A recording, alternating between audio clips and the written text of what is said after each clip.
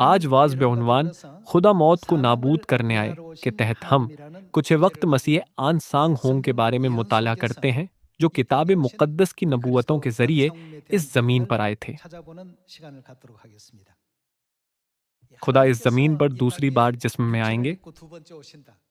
तमाम बनीनो इंसान के लिए ये वाकई खुशी की खबर है। 2000 साल पहले जब यीशु जमीन पर आए थे, तो हम देख सकते हैं कि 3 दाना आदमी सोने, लुबान और मुर के कीमती तहाइफ लेकर यीशु से मिलने आए थे।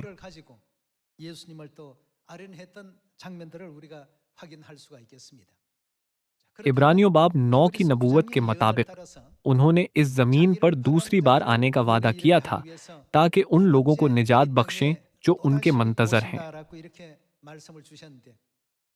क्या बनी नो इंसान वाकई मसीह को दुरुस्त तौर पर पहचानेंगे, जो दूसरी बार जिस्म में आते हैं? जैसे कि वो उनकी पहली आमद पर उन्हें नहीं पहचान सके थे, उसी तरह उनकी दूसरी आमद पर भी उन्हें पहचानना बहुत मुश्किल है। ताहम किताब मुक़द्दस और अनबिया बयान करते हैं कि मसीह के इस ज़मीन पर आने का एक मकसद मौत को नाबूद करना है। दूसरे अल्फाज में उन्होंने हम पर जाहिर किया है कि वो हमें हमेशा की ज़िंदगी देने के लिए दूसरी बार इस ज़मीन पर आने वाले हैं। आज हम इकट्ठे इस मामले का जायज़ा लेते हैं। आइए यशायाह की किताब बाब 25 की तरफ जाते हैं।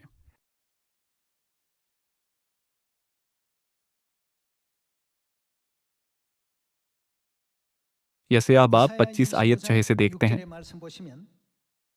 और रब्बु अलाफवाज इस पहाड़ पर सब कौमों के लिए फरबा चीजों से एक ज़ियाफत तैयार करेगा, बल्कि एक ज़ियाफत तिलछट पर से निथरी हुई में से।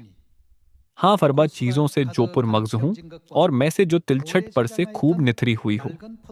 और वो इस पहाड़ पर उस पर्दा को जो तमाम लोगों पर पड़ा है, और उस निकाब को जो सब कौमों पर लटक रहा है, दूर कर देगा। वो क्या नाबूद करेंगे? मौत को हमेशा के लिए नाबूद करेगा। खुदा के इस जमीन पर आने की कई वजूहात हैं। वो गुनाहों को मुआफ करने, निजात को रहनुमाई करने और मौत को नाबूद करने आए हैं। खुदा इस जमीन पर क्यों आते हैं, इसके मुतालिक किताब मुक़द्दस में कई नबूवतें मौजूद हैं। लेकिन यशायाह बाब 25 से यशायाह नबी ने हम पर उजागर किया है कि वो इस जमीन पर मौत को हमेशा के लिए नाबूद करने आएंगे। तो फिर क्या हमें इस जमीन पर मौत को नाबूद करने वाले को ढूंढना नहीं चाहिए?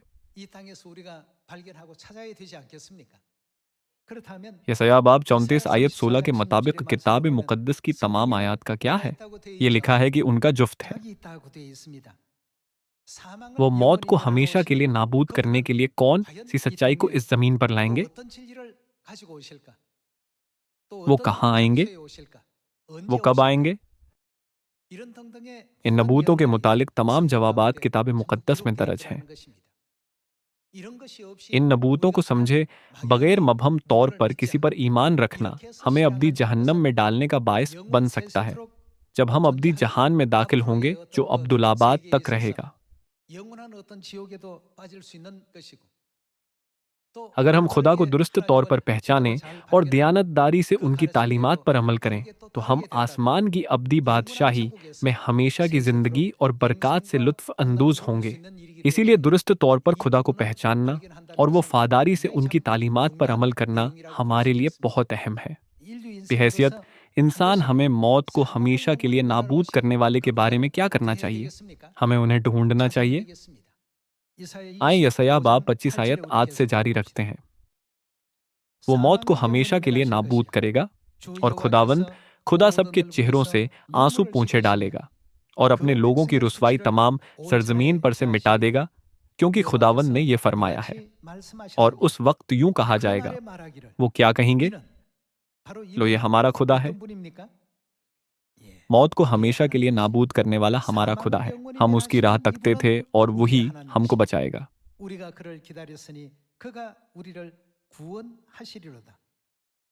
ये खुदावंद है। हम उसके इंतजार में थे।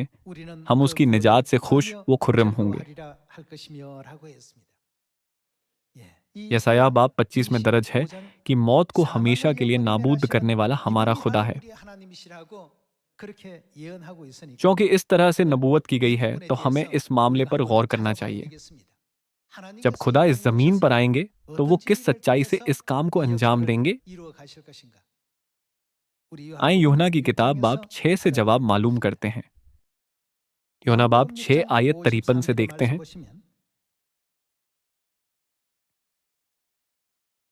यीशु ने उनसे कहा, मैं तुमसे सच कहता हूं कि जब तक तुम इब्ने आदम का गोश्त न खाओ और उसका खून न पियो, तुम में जिंदगी नहीं। जो मेरा गोश्त खाता और मेरा खून पीता है, उसके पास क्या है? हमेशा की जिंदगी उसकी है।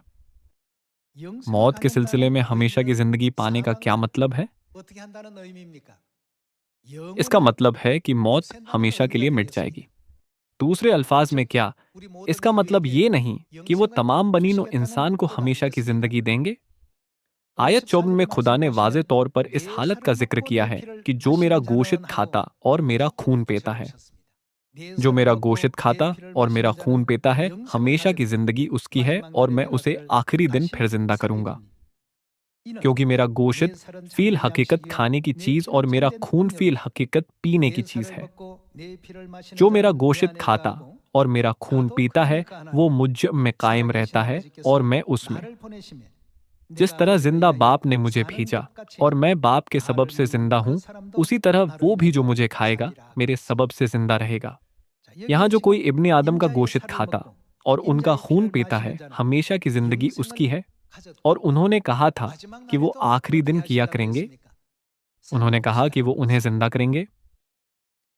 तो फिर हम कैसे खुदा को पहचान सकते हैं जो इस जमीन पर जिस्म में आए थे? यहाँ यूहन्ना बाब 6 आयात 53, 54, 55 और 56 में यह लफ्जी तौर पर हमें खुदा का तरीका बयान करती है कि मौत को कैसे नाबूद किया जाए। जो मेरा गोश्त खाता और मेरा खून पीता है, हमेशा की जिंदगी उसकी है और मैं उसे आखिरी दिन फिर जिंदा करूंगा। मेहरबानी से इस मंजर पर गहरी तवज्जो दें। उस शख्स की क्या खसूसियत है जिसे खुदा आखिरी दिन फिर जिंदा करेंगे? खुदा ने कहा कि जो इब्ने आदम का गोश्त खाते और उनका खून पीते हैं, वो उन्हें जिंदा करेंगे। क्या इसका मतलब ये नहीं कि वो मौत को नाबूद करेंगे? इसलिए इस आयत से जाहिर होता है कि सच्चाई को न सिर्फ उनकी पहली आमद के दौरान बल्कि आखिरी दिनों में भी कायम रहना चाहिए।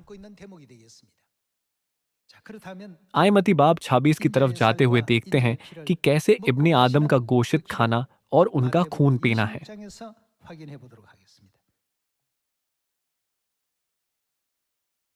हम मत्ती की किताब बाब 26 आयत 17 से देखते हैं। और ईदी फतीर के पहले दिन शागिर्दों ने यीशु के पास आकर कहा, तू कहाँ चाहता है कि हम तेरे लिए फसह खाने की तैयारी करें? शायद कुछ पूछें। यीशु ने कहा, जो उनका गोश्त खाता और उनका खून पीता है, हमेशा की जिंदगी उसकी है। लेकिन यहाँ अचानक फसह क्यों जाहिर होती है? आयत 18 से जारी रखते हैं। उसने कहा, शहर में फिला शख्स के पास जाकर उससे कहना, उस्ताद फरमाता है कि मेरा वक्त नजदीक है। मैं अपने शागिर्दों के साथ तेरे यहाँ ईद फसा करूंगा। और जैसा यीशु ने शागिर्दों को हुक्म दिया था, उन्होंने वैसा ही किया और फसा तैयार किया। आयत 26 में उस मंजर की तरफ जाते हैं जहां उन्होंने फसा खाई थी। जब वो खा रहे थे तो यीशु ने रोटी ली और बरकत देकर तोड़ी और शागिर्दों को देकर कहा, लो खाओ, ये फसा की रोटी क्या है? मेरा बदन है। दूसरे अल्फाज में ये अपनी आदम का गोश्त है, जैसा कि यूहन्ना बाब 6 में बयान किया गया है। उस हिस्से के हवाले से यीशु ने फसा पर रोटी देते वक्त कहा, यह मेरा बदन है। आयत 27। फिर प्याला लेकर शुक्र किया और उनको देकर कहा, तुम सब इसमें से पियो। प्याले में फसा की मैं है, क्योंकि ये यानी फसा की मैं मेरा वो अहद का खून है जो बहुतीरों के लिए गुनाहों की मुआफी के वास्ते बहाया जाता है। फसा की रोटी खाने और फसा की मैं पीने वालों से क्या वादा किया गया है? क्या उन्हें हमेशा की जिंदगी का वादा नहीं बख्शा गया? दूसरे अल्फाज में मौत को हमेशा के लिए नाबूद करने के तरीके के तौर पर खुदा 2000 साल पहले इस जमीन पर आए थे और नए अहद की फसा की सच्चाई कायम की थी। नए अहद की फसा की सच्चाई के जमीन से गायब होने के तकरीबन 1700 साल बाद खुदा दोबारा इस जमीन पर आए थे ताकि नए अहद की फसा की खोई सच्चाई को बहाल कर सकें। क्या वो इस जमीन पर दूसरी बार नहीं आए थे ताकि तमाम बनी नो इंसान को अहद और तरीका सिखाएं ताकि हम फिर कभी मौत का सामना ना करें? 1000 सालों से ज्यादा अरसा से फसा का वजूद नहीं था और न ही इस जमीन पर यह मनाई गई थी। बेशुमार माहिर इल्म अलहियात किताब मुकद्दस को पढ़ने, परखने और तहकीक करने के बावजूद इस सच्चाई को दरियाफत नहीं कर सके कि फसा मौत को हमेशा के लिए नाबूद कर देती है। वजह यह है कि किसने आकर इस काम को अंजाम देने की पेशिन गोई की है। यसाया बाब 25 ये भी बयान करता है कि लो, ये हमारा खुदा है, हम उसकी राह तकते थे और वही हमको बचाएगा। इसकी वजह यह है कि खुदा के सिवा कोई भी मौत को हमेशा के लिए नाबूद नहीं कर सकता। अगर ये किताब मुकद्दस में लिखा है तो क्या कोई भी किताब मुकद्दस की बुनियाद पर इस पर अमल नहीं कर सकता था? शायद इस तरह से सोचना आसान लगता है। ये खुदा ही हैं जिन्होंने किसी को भी ऐसा आसान काम पूरा करने से रोका है। इसकी वजह यह है कि ये खुदा की मर्जी है कि जब नबूवती सूरत जाहिर होगी तो नबूवतों के तमाम बंद दरवाजे खुल जाएंगे। हमारे लिए ये सब समझना आसान है, ताहम दुनिया के लोग देखने और सुनने के बावजूद इस मामूली मामले को नहीं समझते। वो दावा करते हैं कि उनके पास समझने वाला ज़हन है, फिर भी उनमें समझ नहीं है। ये वाकई खुदा की शानदार दूर अंदेशी के तौर पर देखी जा सकती है। अपनी पहली आमद पर उन्होंने नए अहद की फसा की सच्चाई कायम की और मौत को नाबूद करने की राह खोली।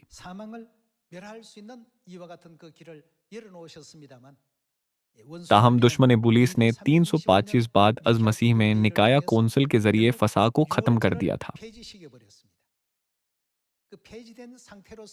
इसकी मनसूखी के बाद 1700 सालों से ज्यादा अरसा तक कोई भी नए अहद की फसा की सच्चाई को जाहिर नहीं कर सका या दूसरों को इसे मनाने की हिदायत नहीं कर सका। आखिरकार ये सब कुछ इसलिए था कि उनके आने और जाती तौर पर हमें तालीम दिए बगैर कोई भी इंसान दुरुस्त तौर पर जिंदगी की सच्चाई फसा को समझ या दरियाफत नहीं कर सकता था।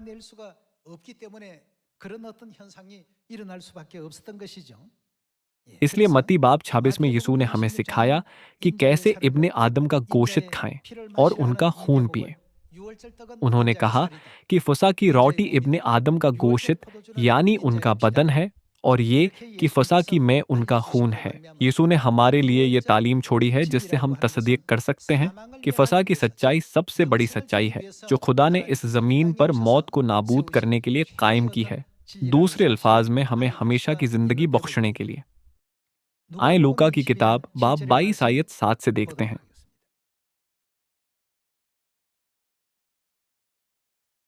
बाब 22 आयत 7। और ईद फतीर का दिन आया जिसमें फसा ज़िबह करना फर्ज था, और यीशु ने पतरस और यूहन्ना को यह कहकर भेजा कि जाकर हमारे खाने के लिए फसा तैयार करो। उन्होंने उससे कहा, तू कहाँ चाहता है कि हम तैयार करें? उसने उनसे कहा, देखो, शहर में दाखिल होते ही तुम्हें एक आदमी पानी का घड़ा लिए हुए मिलेगा। जिस घर में वो जाए उसके पीछे चले जाना और घर के मालिक से कहना कि उस्ताद तुझसे कहता है, वो मेहमान खाना कहाँ है जिसमें मैं अपने शागिर्दों के साथ फसा खाऊं। वो तुम्हें एक बड़ा बाला खाना आरास्ता किया हुआ दिखाएगा, वहीं तैयारी करना। उन्होंने जाकर जैसा उसने उनसे कहा था वैसा ही पाया और फसा तैयार किया। यीशु ने पतरस और यूहन्ना को फसा तैयार करने का हुक्म दिया। हम आयत 14 से जारी रखते हैं। जब वक्त हो गया, इसका मतलब ये है कि जब फसह का वक्त आ पहुंचा, तो वो खाना खाने बैठा और रसूल उसके साथ बैठे। उसने उनसे कहा, मुझे बड़ी आरज़ू थी कि उन्हें क्या करने की बड़ी आरज़ू थी? दुःख सहने से पहले ये फसह तुम्हारे साथ खाऊँ। क्यों यीशु को फसह मनाने की बड़ी आरज़ू थी और इसके पीछे क्या मफ़हूम पोशीदा है? इसकी वजह यह है कि इसमें मौत को हमेशा के लिए नाबूद करने का वादा मौजूद है। आयत 19 की तरफ जाते हैं। फिर उसने रोटी ली और शुक्र करके तोड़ी और ये कहकर उनको दी कि ये मेरा बदन है जो तुम्हारे वास्ते दिया जाता है। हमें ऐसा क्यों करना चाहिए? मेरी यादगारी के लिए यही किया करो। यीशु ने हमें उनकी यादगारी के लिए ऐसा करने का हुक्म दिया है। ईद फसह जिस पर हम रोटी खाते और मैं पीते हैं, वो सच्चाई, फरमान और शरीयत है जिसे यीशु ने खुद हमारे लिए कायम किया है ताकि हम अमल कर सकें। आयत 20। और इसी तरह खाने के बाद प्याला ये कहकर दिया कि ये प्याला ये क्या है? मेरे उस खून में नया अहद है जो तुम्हारे वास्ते बहाया जाता है। फसह वो सच्चाई है जो मौत को नाबूद करती है। ये एक बहुत अहम सच्चाई है जो खुदा इस जमीन पर लाए थे। खुदा ने इसे नया अहद के तौर पर भी बयान किया है। तो फिर यशायाह बाब 25 आयत 6 के मुताबिक किताब मुकद्दस में वो कौन है जो तिलछट पर से निथरी में से मौत को हमेशा के लिए नाबूद करेगा? लो, ये हमारा खुदा है, हम उसकी राह तकते थे। यशायाह नबी ने यूं नबूवत की थी। आए इब्रानियों बाब 9 आयत 27 देखते हैं। बाब 9 आयत 27।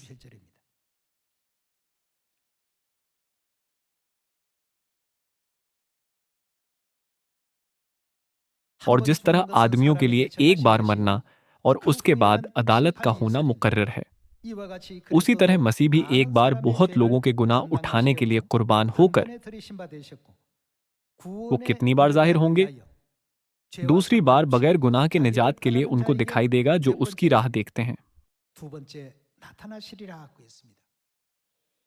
जब तक वो दोबारा ना आए, हम निजात हासिल नहीं कर सकते, क्योंकि अब तक मौत के गुलाम होना हमारा मुकद्दर है। तो मौत को नाबूद करने के लिए किसे आना चाहिए? खुदा को जरूर आना चाहिए। ये कुछ ऐसा नहीं जो हर कोई कर सकता है। ये कुछ ऐसा नहीं है जो एक पादरी कर सकता है। ये कुछ ऐसा नहीं है जो दुनिया में किसी भी मजहबी तंजीम का रहनुमा कर सकता है। बस ऐसा करने वाले को देखते हुए ये कौन होना चाहिए? वो वही खुदा है जिनका हम इंतजार कर रहे थे। लो, ये हमारा खुदा है, हम उसकी राह तकते थे। तो फिर वो क्या करेंगे? वो हमें बचाएंगे। इब्रानियों बाब 9 आयत 28 में वो उन पर कितनी बार जाहिर होंगे जो उनके मुंतजर हैं। वो दूसरी बार निजात के लिए जाहिर होंगे। इसलिए अपनी दूसरी आमद पर भी उन्हें मौत को हमेशा के लिए नाबूद करना चाहिए। मौत को नाबूद करने के लिए जब वो जमीन पर जाहिर होंगे तो उन्हें कौन सी सच्चाई लानी चाहिए? क्या उन्हें नए अहद की फसा की सच्चाई यानी जिंदगी की सच्चाई के साथ नहीं आना चाहिए, क्योंकि ये 325 बाद अज मसीह में गायब हो गई थी? सिर्फ नए अहद की फसा की सच्चाई के साथ जाहिर होकर ही वो हमारे खुदा बन सकते हैं और हम उनके लोग बन सकते हैं। हम इस हवाले से नबूवत पर भी गौर करते हैं। यिर्मयाह बाब 31।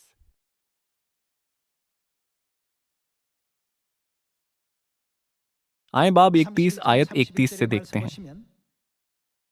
देख, वो दिन आते हैं, खुदावंद फरमाता है, जब मैं इसराइल के घराने और यहूदा के घराने के साथ वो क्या बांधेंगे? नया अहद बांध होगा। नए अहद में सबत, बपतिस्मा और बहुत सी देगर सच्चाइयां हैं, लेकिन यीशु ने खास तौर पर नए अहद के नचोड़ के तौर पर फसा का ऐलान किया था।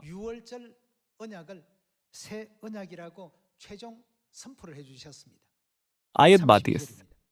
उस अहद के मुताबिक नहीं जो मैंने उनके बाप दादा से किया, जब मैंने उनकी दस्तगीरी की ताकि उनको मुल्क मिस्र से निकाल लाऊं, और उन्होंने मेरे उस अहद को तोड़ा अगरच्चा मैं उनका मालिक था। खुदावंद फरमाता है, बल्कि ये वो अहद है जो मैं उन दिनों के बाद इसराइल के घराने से बांधूंगा। खुदावंद फरमाता है, मैं अपनी शरीयत उनके बातिन में रखूंगा और उनके दिल पर उसे लिखूंगा, और मैं वो कौन होंगे? उनका खुदा हूंगा, और वो कौन होंगे? मेरे लोग होंगे। खुदा और उनके लोगों के दरमियान एक वाज़ेह निशान होना चाहिए जो यह बयान करे कि मैं तुम्हारा खुदा हूं, तुम मेरे लोग हो। इसके सबूत के मुतालिक क्या कहा गया था? खुदा ने कहा, मैं अपनी शरीयत उनके बातिन में रखूंगा। खुदा की शरीयत में से किस शरीयत का हवाला दिया जा रहा है? नए अहद की शरीयत। नए अहद की शरीयत के खालिक खुदा हैं, और जो इसे कबूल करते हैं वो खुदा के लोग बनते हैं। बस नए अहद की फसा की सच्चाई को मौत को हमेशा के लिए नाबूद करने के लिए खुदा की कायम करदा जिंदगी की शरीयत के तौर पर देखा जा सकता है। तो फिर सवाल यह है कि मौत को नाबूद करने के लिए किसने शरीयत कायम की थी? इसे तमाम बनी नो इंसान पर जाहिर किया था, और उस दरवाजा को वसी खोला था जो पहले बंद था। यसाया बाब 25 आयत 6 के मुताबिक बहुत से लोग कहेंगे, लो ये हमारा खुदा है, हम उसके इंतजार में थे। वो खुदा हैं जिन्होंने बहरे कुलजम को तकसीम किया था और इसराइलियों को 3500 साल पहले कनान को ले जाकर मिस्र की गुलामी से आज़ाद कराया था। वो खुदा हैं जो इस जमीन पर आए और 2000 साल पहले गुलगुता में सलीब पर अपना कीमती खून बहाकर बनी नो इंसान के लिए गुनाहों की मुआफी की राह खोली। ऐसा क्यों है? उनके वसीला मौत के साथ क्या हुआ था? उनके वसीला मौत हमेशा के लिए नाबूद हुई थी। अकेले खुदा के सिवा कोई भी ऐसी ईद नहीं मुनाकिद नहीं कर सकता। तवील अरसे के दौरान किसी ने भी जिंदगी की सच्चाई फसा को बहाल नहीं किया था।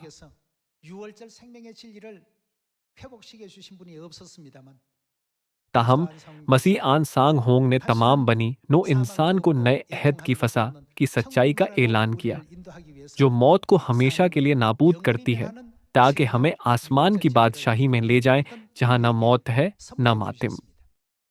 तो फिर हमें समझना चाहिए कि मसीह आन सांग होंग कौन है, जैसा कि किताब मुकद्दस और अनबिया ने नबूवत की है। सही, खुदा के सिवा और कोई नहीं जो मौत को हमेशा के लिए नाबूद करने वाली ईद को मुनाकद कर सके। लो ये हमारा खुदा है, हम उसकी राह तकते थे और वही हमको बचाएगा। आप सब 2000 साल पहले जब यीशु मसीह इस जमीन पर आए थे, तो फरीसियों, फकीहों और यहूदियों ने यीशु पर ईमान लाने वालों का तमस्खर उड़ाया था। वो महज एक आदमी पर ईमान रखते हैं। तुम कैसे कह सकते हो कि एक आदमी खुदा है? बस पतरस, पौलुस और इब्तदाई कलीसिया के तमाम मुकद्दसीन बिदती कहलाए थे। ताहम रूहुल कुद्स के ज़माना में हमें इस नबूवत पर ईमान रखना चाहिए जिसकी गवाही किताब मुकद्दस और नबियों ने दी थी। मसीहान सांग होंग इस नबूवत को पूरा करते हुए इस जमीन पर आए थे। वो मौत को खत्म करने के लिए नए अहद की फसा की रोटी और मेलाए थे। इसलिए हमें मसीह आन सांग होंग पर अपने ईमान को दुनिया की किसी चीज से नहीं बदलना चाहिए। हमें हरगिज इसे गनवाना नहीं चाहिए। इसलिए मुकाशफा बाब 3 में यह कहा गया है कि जो कुछ हमारे पास है हमें उनके दोबारा आने तक क्या करना चाहिए। जो कुछ तेरे पास है उसे थामे रह ताकि कोई तेरा ताज ना छीन ले। हमें एक बहुत कीमती खजाना मिला है और हमें इसे महज उन लोगों की अफवाहों की वजह से गनवाना नहीं चाहिए जो हमारे इर्द गिर्द इसे बेवकात समझते और इस पर बुहतान लगाते हैं। यिर्मयाह बाब 31 में वाज़े तौर पर यह नबूवत की गई है कि नए अहद को कायम करने वाले खुदा हैं, और जो नए अहद को मानते हैं वो खुदा के लोग बनेंगे।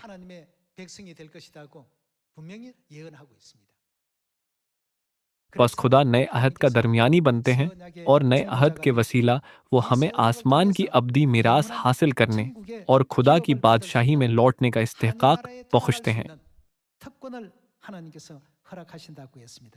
आए इब्रानियों की किताब बाब 9 आयत 14 से देखते हैं। अब्रानियों बाब 9 आयत 14।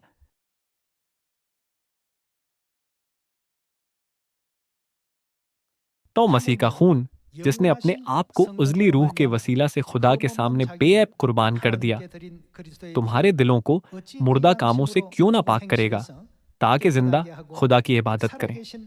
और इसी सबब से वो नए अहद का दरमियानी है। बेशक यीशु मसीह नए अहद का दरमियानी है, ताकि उस मौत के वसीला से जो पहले अहद के वक्त के कसूरों की मुआफी के लिए हुई है, बुलाए हुए लोग वादा के मुताबिक अब्दी मीरास को हासिल करें। आखिर में वो नए अहद के दरमियानी बने, ताकि सब लोग जो नए अहद की सच्चाई में हैं, वो मीरास हासिल कर सकें जिसका उन्होंने आसमान की बादशाही में वादा किया था। उन्होंने हमें नए अहद की सच्चाई की मुनादी की ताकि हम इसे मान सकें। ये नबूवत इब्रानियों बाब 9 में मौजूद है। नए अहद के बगैर क्या हम आसमान की बादशाही की मीरास हासिल कर सकते हैं? इब्रानियों बाब 9 से हम आसानी से समझ सकते हैं कि जो लोग दरमियानी का फजल हासिल नहीं करते, वो हरगिज आसमान की अब्दी बादशाही में दाखिल नहीं होंगे। तो फिर उन्होंने कब कहा था कि वो दोबारा आकर ये तालीम देंगे? मेकाह बाब 4 आयत 1 से देखते हैं।